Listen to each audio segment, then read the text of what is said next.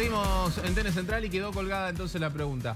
Expert, ¿por qué es que Guzmán dice que el bochazo en el presupuesto afecta a las negociaciones con el Fondo Monetario, pero después, días después, dice que no va a haber presupuesto nuevo en marzo? Bueno, eso significa que no les interesa el acuerdo con el fondo. Ah. Yo creo que no está haciendo el gobierno ningún esfuerzo por acordar con el fondo. Me parece que el escenario de entrar en un atraso, por lo menos en los pagos con el fondo, es un escenario que habría que empezar a mensurar ya, a medir.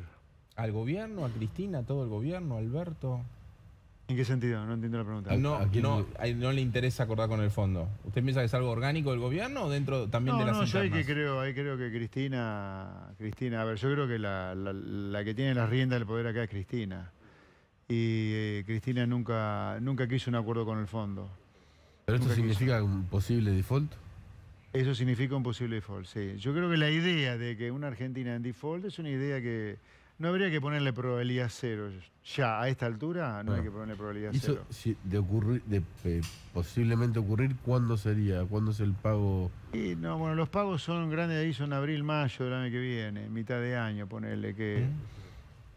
después del segundo semestre sería ya que es ostensible que Argentina no paga, si es que no paga, ¿no? Yo no digo que vaya a ocurrir, pero la frase de Guzmán es medio premonitoria, ¿no? Porque si vos decís, por no tener presupuesto, no hay acuerdo con el fondo, y después decís, no voy a tener presupuesto nuevo... No, eso por lo menos a mí me llamó muchísimo la atención. Ahora, ¿por qué era un dibujo el presupuesto? Porque, a ver, un presupuesto... Artículo 1 del presupuesto, artículo 1, el primer artículo. Dice, fíjase el gasto público en tanto.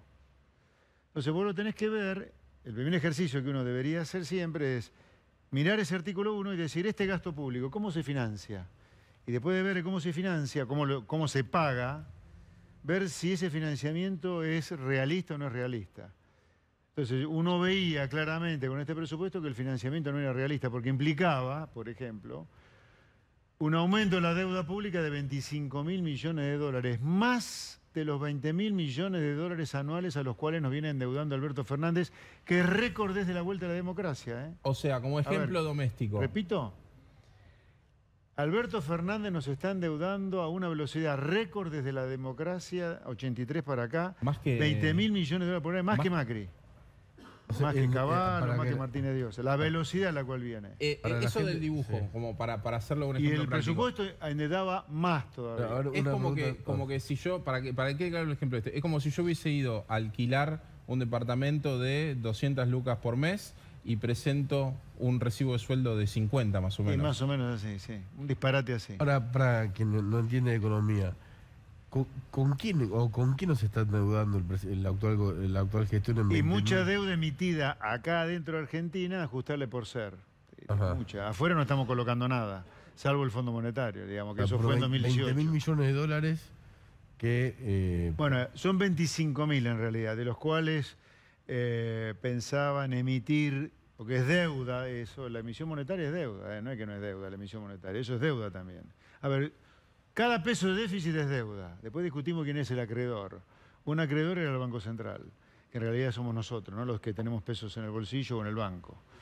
Era más o menos un tercio de emisión monetaria, un tercio de colocaciones de títulos públicos locales ajustables por ser y un tercio de organismos internacionales, que eso no se sabe de dónde venía. O sea, 6.000, 7.000 millones de dólares de organismos, eso no existe. ¿Y no incluía los pagos al FMI? ¿Cómo? ¿No incluía los pagos? No. La palabra Fondo Monetario... de lo que hay que pagar no existe adentro del presupuesto, o no existía dentro del presupuesto. ¿Tiene lógica eso? ¿Tenía lógica? No, para mí no. Para mí hasta eso es poco serio. O sea, Guzmán dice que eso venía en el plan plurianual, que por eso no estaba en el presupuesto. No, eso todo verso. Es poco serio porque hay una ley del Congreso que para mí es ridícula, que obliga a que los acuerdos con el Fondo Monetario pasen por el Congreso. Entonces, bueno, vos tenés que trabajar con las dos cosas en paralelo, el presupuesto y el acuerdo con el fondo. Ojo, para mí es ridícula esa ley, ¿no? Porque los acuerdos con un organismo requieren de infinidad de discusión y condicionalidad de que no vamos a juntar los 257 diputados. ¿Cuántos senadores hay? 72. O sea, 350 personas discutiendo el acuerdo con el fondo, es ridículo. Pero bueno, a ver, el presupuesto... un diputado es un representante del pueblo, es un representante de la ciudadanía. Tiene que velar por ella. Uno sirve al ciudadano, sirve al pueblo. Entonces, por lo tanto, uno como diputado no puede aprobar un presupuesto que no es realista, que tiene un financiamiento voluntarista, que no tiene nada que ver con la realidad. Ojo, lo mismo dijo Alberto Fernández en el 2019, apenas asume. Busquen ese video porque es terrible. Alberto Fernández, ¿qué dice el 10 de diciembre cuando asume? No vamos a aprobar el presupuesto que Macri acaba de enviar al Congreso para el 2020 por ser poco realista. Es lo mismo claro, que ocurrió ahora. Lo prorroga por decreto, ¿no? Ahora, todo esto que usted está diciendo, este dibujo, prorrogado por decreto el presupuesto le da pasado. más discrecionalidad para gastar todavía. Ajá. Claro, entonces tiene Bueno, que... ahí hay que cambiar el artículo 27 de una ley, que es la Ley de Administración Financiera, que le permite al gobierno gobernar con el presupuesto anterior y decretos. Yo creo que ese artículo hay que cambiarlo y que ocurra como en Estados Unidos. No te aprobaron el presupuesto al 31 de diciembre, el gobierno deja de funcionar, punto. Eso obliga a que el gobierno mande con mucha antelación al Congreso y que el Congreso discute el presupuesto mucho antes de fin de año para que no ocurra este mamarracho que ocurrió el jueves y viernes. Expert, gracias por la Un visita. placer, buenas noches.